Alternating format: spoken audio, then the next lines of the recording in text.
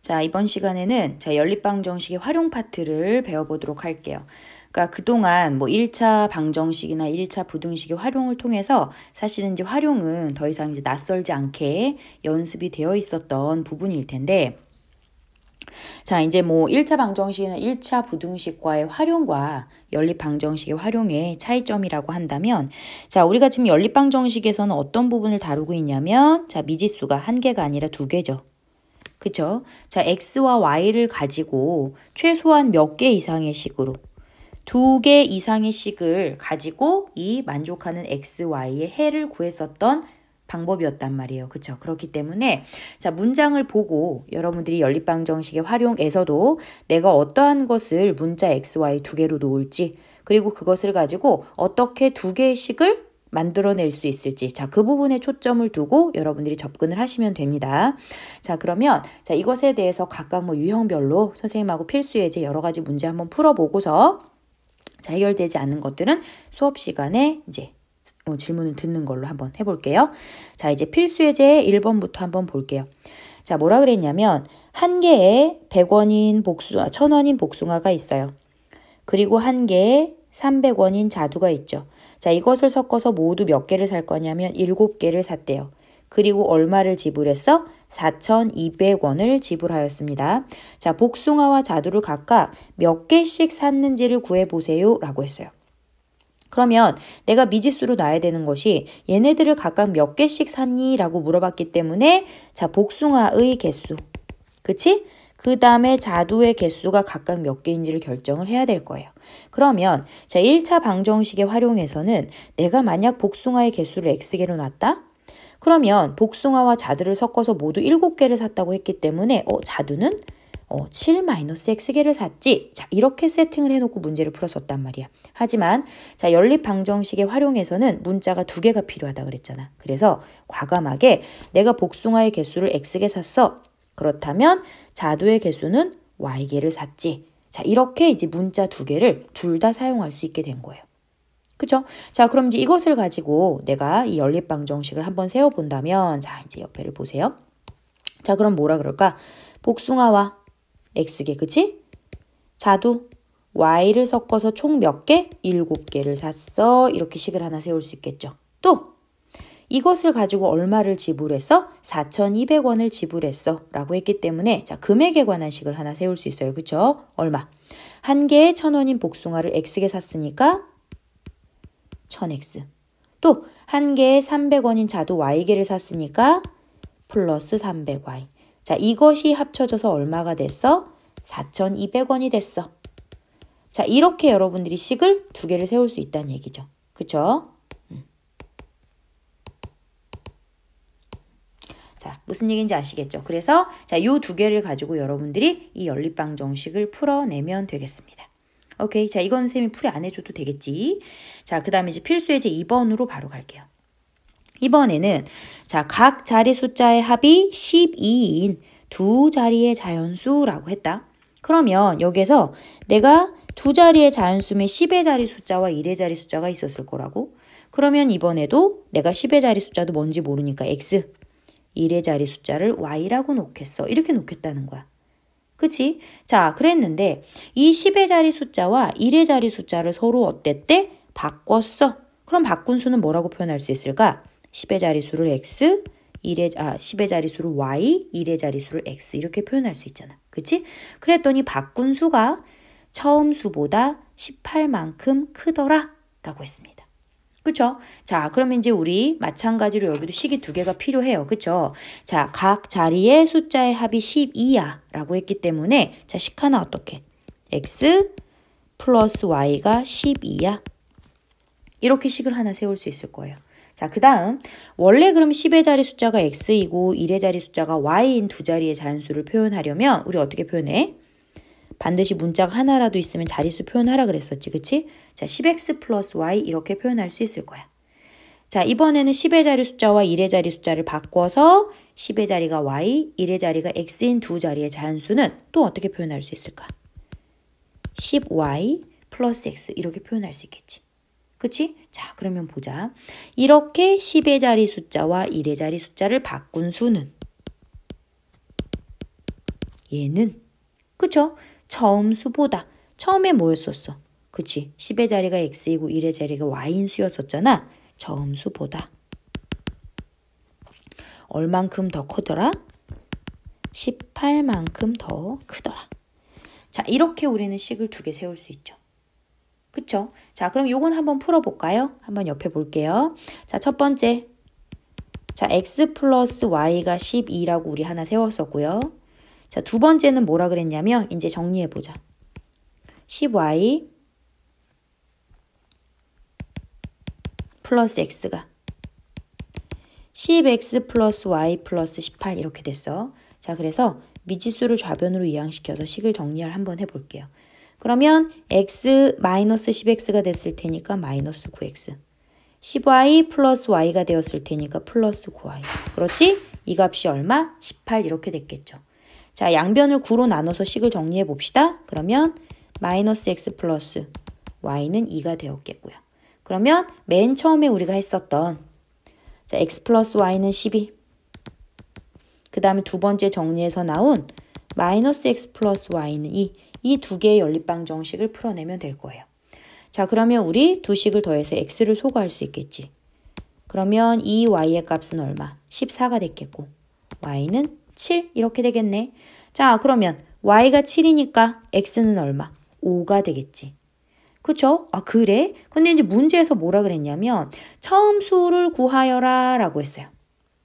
그러면 처음 수는 뭔데? 10의 자리가 x이고 1의 자리가 y인 두 자리 잔수이잖아. 그럼 문제에서 이 10의 자리가 5가 나왔고 1의 자리가 7이 나왔으니까 처음 자연수는 얼마가 되는 거예요? 57. 자, 이렇게 필수예제 2번에 대한 문제를 풀어낼 수 있더라라는 거예요. 그렇게 어렵지 않죠. 그쵸? 자, 그래서 이쪽 파트는 선생님이 일단 연립방정식을 세우는 것을 주 목적으로 한번 해고 풀어보도록 할게요. 자, 그러면 이제 필수예제 3번으로 가보도록 하겠습니다. 자, 현재 어머니와 아들의 나이의 합이 56세야. 그런데 3년 전에는 엄마 나이가 아들 나이의 3배보다 2세가 더 많았어. 자, 현재 엄마와 아들의 나이를 구해봐 라고 했어요. 자, 그럼 여러분들 뭐라고 놓으면 될까? 현재 엄마의 나이를 x, 그 다음 아들의 나이를 y라고 놓고 두 개의 식을 세워놓으면 되겠죠. 자, 그럼 식을 한번 세워볼까요? 자, 첫 번째 문장. 엄마와 아들의 나이의 합이 56세야 라고 했으니까 뭐라고 할 수 있겠니? x 플러스 y는 56이야. 자, 이렇게 식 하나 세울 수 있겠지. 그런데 3년 전에는 그럼 3년 전에 엄마의 나이는 몇 살? 현재 나이보다 3살 더 어렸으니까 x에서 빼기 3 이렇게 됐겠지. 그럼 3년 전에 아들의 나이도 몇 살이라 할 수 있을까? y 빼기 3 이렇게 됐을 거야. 자, 그럼 그것을 가지고 식을 세우면 3년 전에 어머니의 나이가 x-3이 아들의 나이에 y-3의 몇 배보다? 3배보다 몇 살이 더 많았어?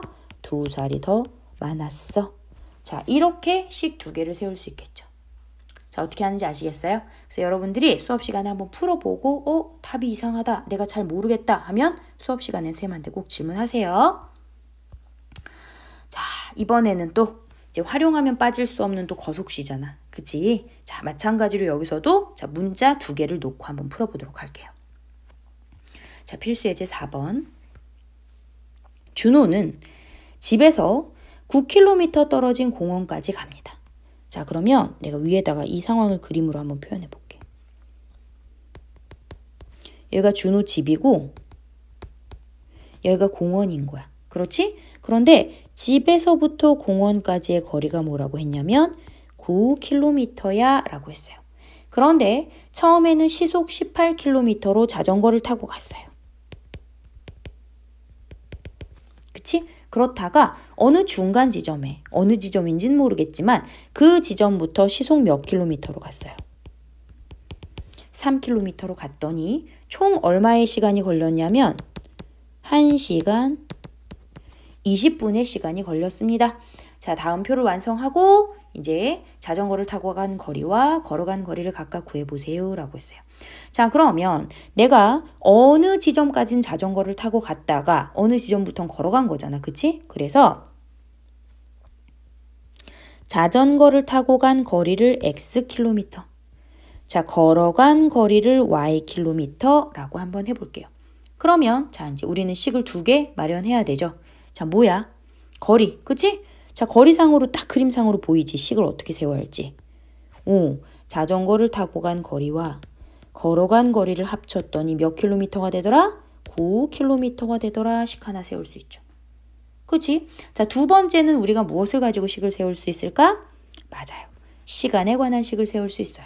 어떻게? 자전거를 타고 가는데 걸린 시간.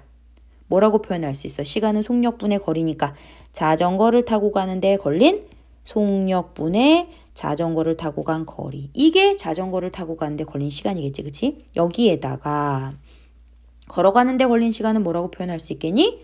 속력 3분의 걸어간 거리, y. 그랬더니 그것이 얼마가 걸렸어? 1시간 20분이 걸렸어.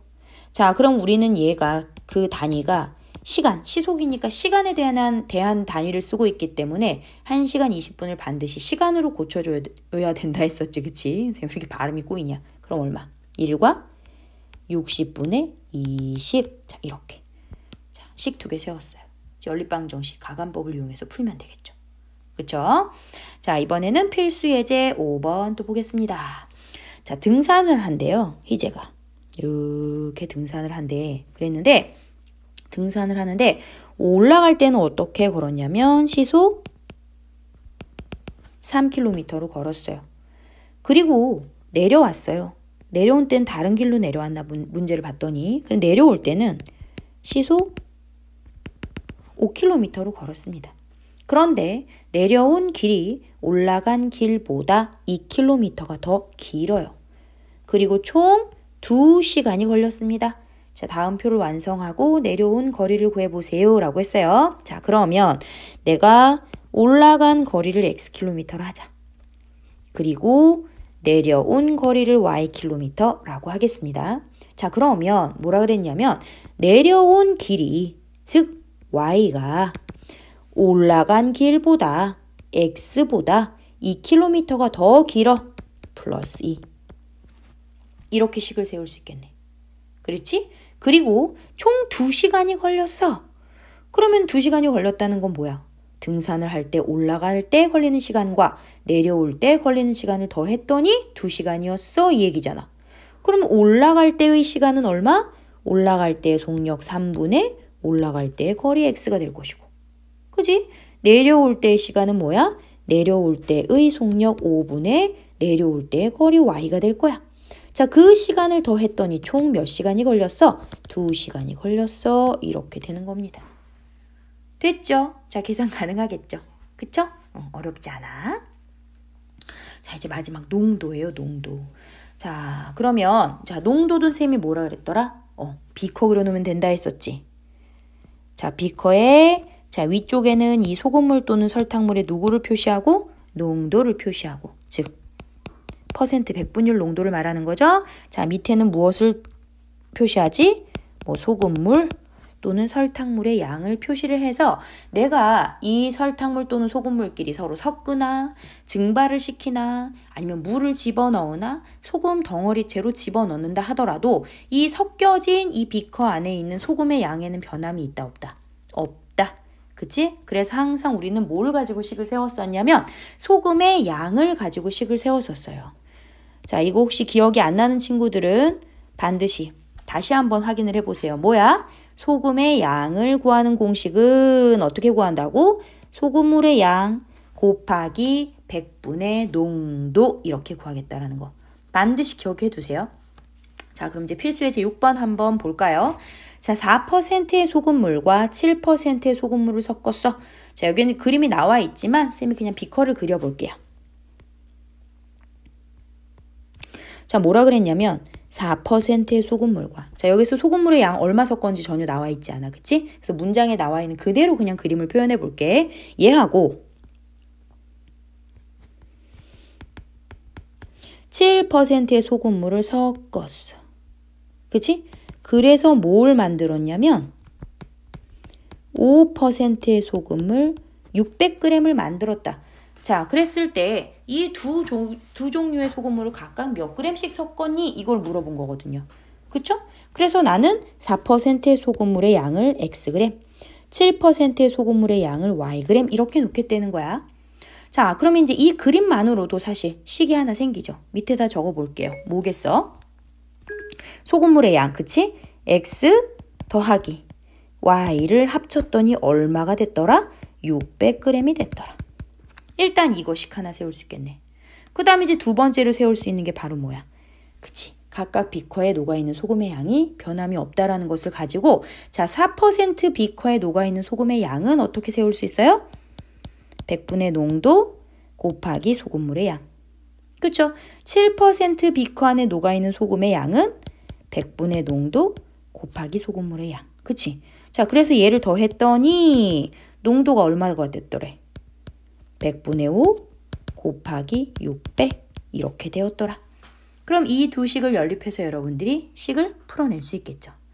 아시겠어요? 자, 필수예제 7번 보도록 하겠습니다.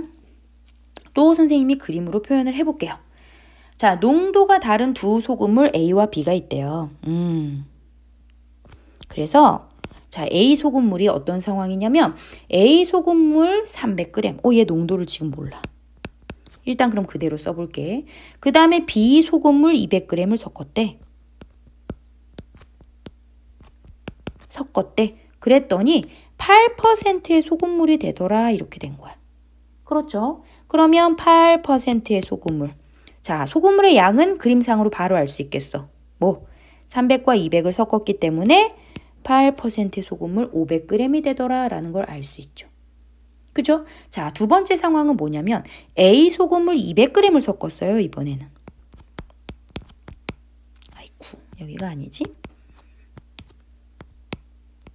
그 다음 B 소금물 300g을 섞었대요. 섞었어요. 그랬더니 몇 퍼센트의 소금물이 되었어? 10%의 소금물이 되었더라. 그죠? 그럼 소금물의 양 얼마가 됐을까? 그렇지, 500g 이렇게 알 수 있단 말이지. 그치? 자, 그러면 이제 문제에서 무엇을 구하라나 한번 봤더니 두 소금물 A, B의 농도를 구하라더라. 그러면 A 소금물의 농도를 X%, B 소금물의 농도를 Y% 이렇게 문자 두 개로 놓으면 되겠네. 그죠? 자, 그러면 여기도 X%, Y%. 자, 이것을 가지고 이제 식을 한번 세워보도록 할게. 자, 이 첫 번째 상황에서 자, 소금의 양으로 식을 세우면 자, A 비커 안에 녹아있는 소금의 양 얼마? 100분의 농도 곱하기 300. 그지? 자, 그 다음 B 비커 안에 녹아있는 소금의 양은 100분의 Y 곱하기 200. 걔를 더했더니 결국 얼마가 됐어? 8% 소금물 500g. 그 안에 녹아있는 소금의 양하고 똑같아졌겠지? 그러면 100분의 8 곱하기 500. 자, 이렇게 식이 하나 세워진 거예요. 그죠? 자, 이제 두 번째 식 한번 볼까요? 그러면 두 번째 A 비커 안에 녹아있는 소금의 양은 아이쿠 100분의 X 곱하기 200. 그지? 자, B 비커는요. 100분의 Y 곱하기 300. 그랬더니 100분의 10 곱하기 500. 자, 요렇게 되었겠네요. 그쵸? 자, 요 두 식을 연립해서 X, Y를 구하면 각각 A와 B 소금물의 농도를 구할 수 있게 되는 거겠죠. 그쵸? 자, 그 다음에 뭐 증가 감소에 관한 열방정식. 이 또한 여러분들이 1차 방정식에 활용해서 또 연습을 해봤었기 때문에 선생님하고 수월하게 해낼 수 있을 것 같아요. 아마 여기까지 하면 이제 연립방정식의 활용이 이제 끝이 나게 되는 겁니다. 자, 필수예제 8번 문제 한번 보도록 할게요. 작년에 비상중학교 전체 학생 수는 700명이었어. 그런데 올해는 작년보다 남학생 수는 10%가 증가했고요. 여학생 수는 4%가 감소하였습니다. 그래서 전체적으로 14명이 증가했어요. 자, 다음 표를 완성하고 올해의 남학생 수와 여학생 수를 각각 구하여라 라고 했죠. 자, 선생님이 1차 방정식 활용 때도 설명을 해드렸지만 올해의 남학생 수와 여학생 수를 구하라고는 했지만 우리가 항상 문자로 놔야 되는 건 뭐? 변화하기 전, 그렇지. 작년의 남학생과 작년의 여학생 수를 가지고 식을 세우라 했었잖아. 그치? 자, 그래서 자, 작년의 남학생 수를 X명이라 할게요. 그러면 작년의 여학생 수를 Y명이라 할 수 있겠죠? 그럼 사실 이거 하나만으로도 우리는 식을 하나 세울 수 있죠. 왜? 작년에 전체 학생 수가 몇 명이었어? 700명이었어. 라고 문제에 나와 있기 때문에 X 플러스 Y가 700이야. 이렇게 식을 하나 세울 수가 있어요. 그쵸? 자, 그 다음 이제 그 첫 번째와 두 번째 문장에 걸쳐서 나오는 설명을 가지고 우리가 두 번째 식을 세울 수 있는데 뭐라 그랬냐면 올해에는 작년보다 남학생 수는 10%가 증가했다는 거야. 그래서 증가 감소량을 가지고 한번 식을 세워보면 자, 올해는요. 작년에 남학생 수가 X명이었는데 X명의 10%, 즉 비율로 나타내면 100분의 10이겠지. 얘네들이 증가했어. 다시 말해서 우리 학교로 전학 온 거야. 플러스의 개념인 거죠. 근데 여학생 수는 4% 감소했대. 그러면 작년 여학생의 얼만큼? 100분의 4에 해당하는 그 인원수만큼이 감소해서 전학을 갔어. 즉 마이너스가 됐겠지. 그랬더니 전체적으로 14명이 더 늘어났더래. 그러면 14만큼 더 증가했더라. 이 플러스의 개념이겠지. 이렇게 여러분들이 두 개를 이제 세우시면 될 거예요. 그쵸? 자, 그럼 요거는 한번 같이 풀어봅시다. 자, 2번 식을 한번 정리를 해볼게요. 자, 2번 식의 분수를 없애기 위해서 양변에 선생님이 100을 곱해서 표현을 해볼게. 자, 이 식에다 100을 곱하면 분모가 100이 없어지고 10x 남았겠지. 자, 두 번째 항에다가 100을 곱하면 여기 분모 없어지고 마이너스 4y 됐겠고요. 자, 상수항에도 반드시 100을 똑같이 곱해야 되죠. 1400 이렇게 된 거야. 그쵸? 자, 요거 전부 다 짝수니까 2로 나눠서 계산해 봅시다. 그러면 5x 마이너스 2y가 700. 자, 이게 이제 두 번째 식을 정리하는 게 된 거고요. 자, 그럼 첫 번째랑 두 번째를 연립하기 위해서 자, 가간법 쓰기 위해 첫 번째 식에다가 2 곱해 줄게요. y 소거해 볼게. 그래서 첫 번째 식을 밑에 다시 쓰면 2x 플러스 2y가 1400 이렇게 된 거야. 자, 두 식을 더해 볼까요? 자, y 소거 되겠죠? 그럼 7x는 얼마? 2100이야. 자, 양변 7로 나누면 x는 얼마지? 300이야. 그치? 자, 그럼 x가 300이야? 그럼 y는 얼마야? 400이야. 그쵸? 근데 여러분들이 아무 생각 없이 x가 300이고 y가 400이네. 이게 답이군. 이래서 답을 쓰면 여러분들 틀려. 왜? 나는 무엇을 XY로 넣냐면 작년의 남학생과 작년의 여학생을 XY로 놨기 때문이에요. 그렇죠? 근데 문제에서는 뭘 구하라 했어? 올해의 남학생 수와 올해의 여학생 수를 구해봐 라고 했잖아. 그치? 그러면 이제 계산해보자. 올해의 여학생 수는 그죠? 야, 남학생부터 해볼까?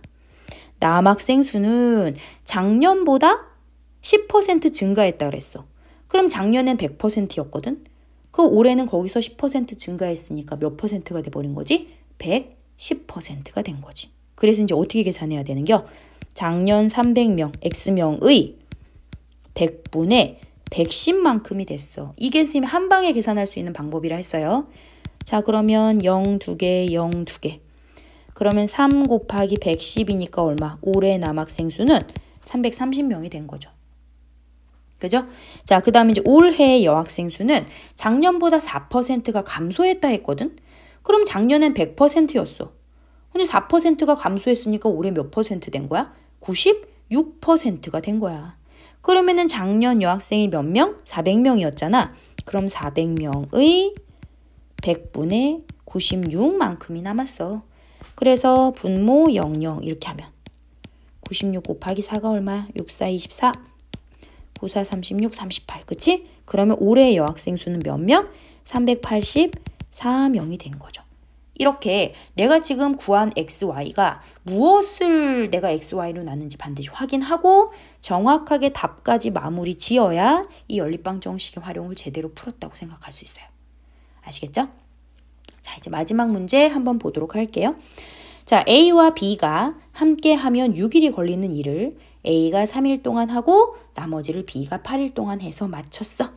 자, 그럼 다음 표를 완성하고 같은 일을 B가 혼자 하여 마친다면 며칠이 걸릴까? 라고 했어요. 자, 이렇게 일에 관한 문제가 나오면 항상 선생님이 뭐라 그랬냐면 전체 일의 양을 1로 놓고 생각을 하면 좋아 라고 했지. 그러니까 내가 전부 2를 맞췄을 때가 딱 1을 한 거야. 자, 그러면 이제 미지수를 뭐로 놔야 될지 생각해야 되잖아. 자, 얘는 A가 하루 동안 하는 일의 양을 X라고 놓을게요. 그 다음 B가 하루 동안 하는 일의 양을 Y라고 놓겠습니다. 자, 그러면 이제 주어진 문장을 가지고 우리는 한번 식을 세워볼게요. 자, A와 B가 함께 하면 6일이 걸린다는 거야. 즉, 자, A랑 B랑 야, 너랑 나랑 오늘 같이 일을 하자. 그럼 이제 각각 아이들이 하루 동안 하는 일의 양이 X와 Y니까 둘이 힘을 합치면 하루 동안 얼만큼의 일을 할 수 있겠어? X 플러스 Y만큼의 일을 할 수 있겠지? 그런데 하루에 이만큼씩 며칠을 일했대? 6일을 일했대. 그랬더니 일이 완성됐어. 그 일의 양이 1이야? 이렇게 되겠다는 거지. 그지? 자, 그 다음 나머지를 두 번째는 그 다음에는 A가 3일 동안 했어. 자, 하루에 X씩을 할 수 있는데 3일 동안 했으니까 A는 3X만큼의 일을 했다라고 볼 수 있죠. 그 다음 나머지를 Y가 8일 동안 했어. 그러면 B가 8일 동안 했어. 그럼 B는 하루에 Y만큼 일을 할 수 있거든. 그런데 이 Y씩 며칠을 일한 거야? 8일을 일한 거야. 그랬더니 1이 맞춰졌어. 그러면 이 3X 플러스 8Y를 더했더니 1이 됐어. 이렇게 된 거죠. 그죠? 자, 그럼 이 또한 선생님하고 한번 같이 풀어보도록 할게요. 자, 1번식을 정리를 하면 6X 플러스 6Y는 1이 되고요. 그죠? 자, 그러면은 요 놈하고 요 놈하고 연립하기 위해서 2번식에다가 2를 곱할게. 우리 X 소거해보자. 그럼 2를 곱하면 얼마? 6X 플러스 16Y가 2야. 자, 두 식을 빼자. 빼면 쓱쓱 없어지면서 6Y 빼기 16Y니까 마이너스 10Y가 1 빼기 2니까 마이너스 1 이렇게 됐겠죠. 자, 양변을 마이너스 10으로 나누면 Y는 10분의 1이 되었고요. 그치? 자, 그러면은 사실 뭐 X도 얼마 구해도 되기는 하는데 문제에서 뭐라 그랬냐면 B가 혼자 하여 마치면 며칠이 걸리니? 자, B가 하루 동안 하는 일의 양이 Y잖아. 그러니까 B는 하루 동안 10분의 1씩의 일을 한다는 얘기거든. 그럼 B 혼자 일을 다 해서 마치려면 며칠을 일해야 되는 거야. 그치? 10일 동안 일해야 돼. 뭐 이렇게 이제 해석을 할 수 있어야 된다는 거죠. 그쵸? 자, 여기가 이제 연립방정식의 활용에 뭐 가장 흔하게 나오는 대체적인 유형에 대한 것을 선생님이 대표적으로 설명을 해 준 거고, 여러분들이 이제 문제를 풀어보고 사실 이제 문제집에서 상당히 다양한 유형들을 또 만나보게 될 거예요. 자, 그거는 또 선생님하고 이제 개별적으로 풀이하면서 익혀가 보도록 할게요. 수고하셨습니다.